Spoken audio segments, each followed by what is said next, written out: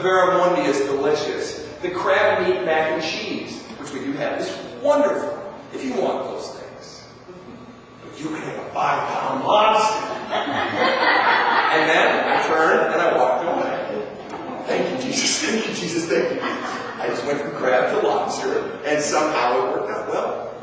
Lo and behold, about 15 minutes later, hey, Sven, we're going to order a few things. They order this, they order that, they order that. And we want the 5-pound lobster. And the guy next to me said, no, and you know they're on an expense account, right? And they're obviously big hitters. And the guy next to me says, no, man, we don't need that, we don't need that. And I'm just sitting back as if I say, yeah, you do.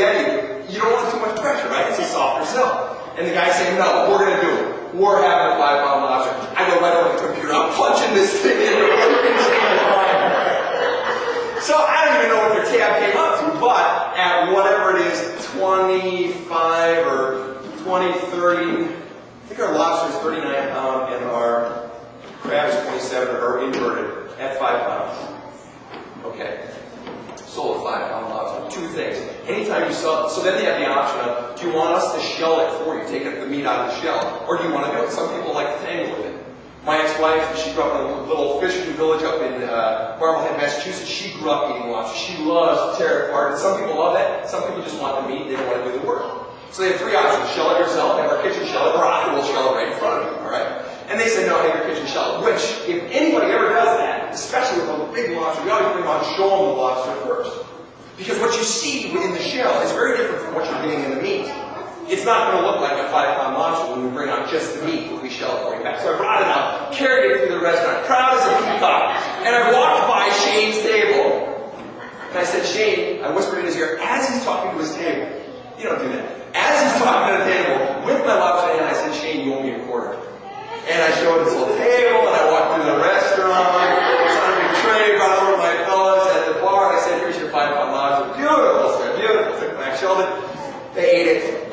And I was the hero. I made up for overpouring Louis XIII at the rate of $150 an ounce. I was battling out. It was a good week in Sven's life. It was a good week. I tell you what, it's life's little things. I mean, you feel like you do a good job at your work, that's it. That's a good feeling. So the Louis XIII, the lobster, and then of course the joy of not working with Simon again until Friday.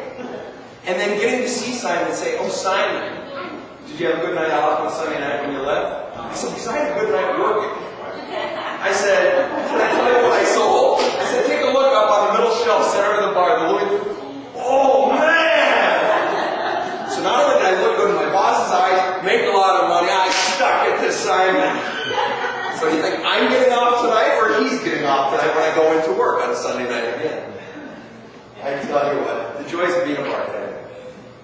So all of this, the Louis XIII, the lobster story, all of it raises the question, the obvious question, of what does this have to do with today's reading?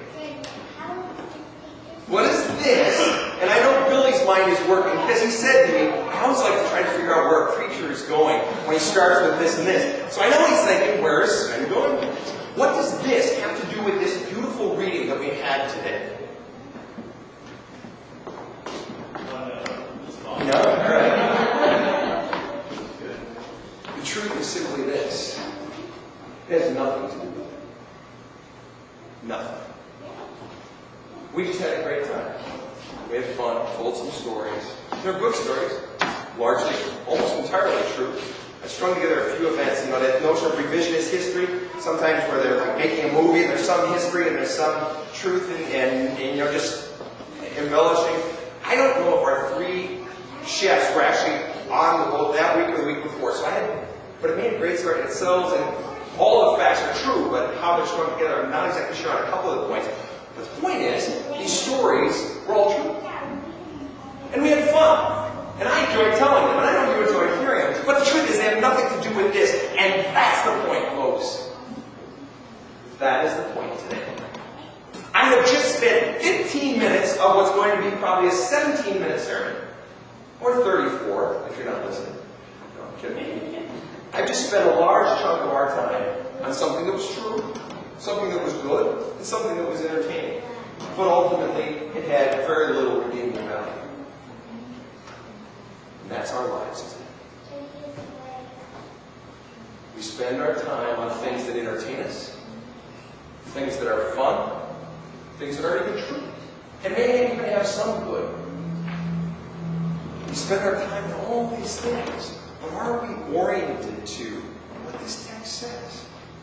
Things that are higher, things that are more difficult, things that are about God, things outside of ourselves. We entertain ourselves and we give ourselves joy. I don't mean to put you down the lap, and I enjoy telling you it was fun, it was fine. And there are those times for laughter, and there are those times for play, but the bottom line is, so much of our lives are oriented towards the smaller things.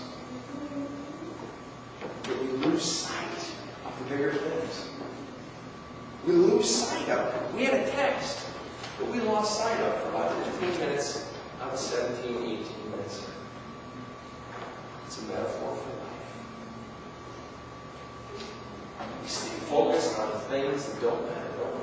And I'm not just saying you, I'm saying me too. It's so tied up in things that don't matter. So why don't we look at that text again and ask ourselves, and I'm not going to read it again because it's been 3 times now, and I know it's in your head. I want to ask the question of us. What's the point? The point that Paul is making here is that ultimately you have a choice in life. The choice in life is between those things that are higher and those things that are lower.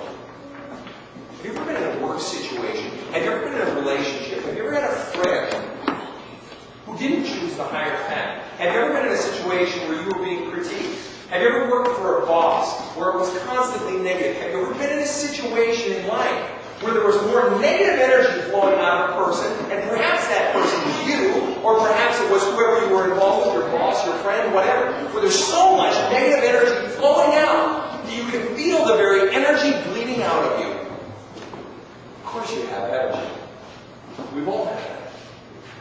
And what Paul is saying here, and what so much of the Bible is oriented towards, is fundamentally you've got a choice. You have a choice to the lower path. That easy path of being critical. That easy path of being negative. And we all do it, don't we? We all do it. I do it as much as anyone. We can choose that, or we can choose that other path of choosing to be positive, choosing to find the good in any situation. In my home, my mother was sort of the deep spiritual leader type. And my father, if you ever meet him, a very simple guy. He was the pastor, but Mom sort of had the deep roots, and Dad was just this guy, and everybody liked him. You could get along with anybody. My father had a gift. Still has a gift. He has a few, but one in particular. And when you think about it, on the surface, it doesn't seem to mean much. But it's a powerful thing. My father has the ability to, in conversation with anyone, he can not only find the good in that person, but he can focus on the good in that person. It's one thing to see it, but to stay focused on it. And he's worked with everything and everyone, from drug addicts to war veterans to bad people who have done some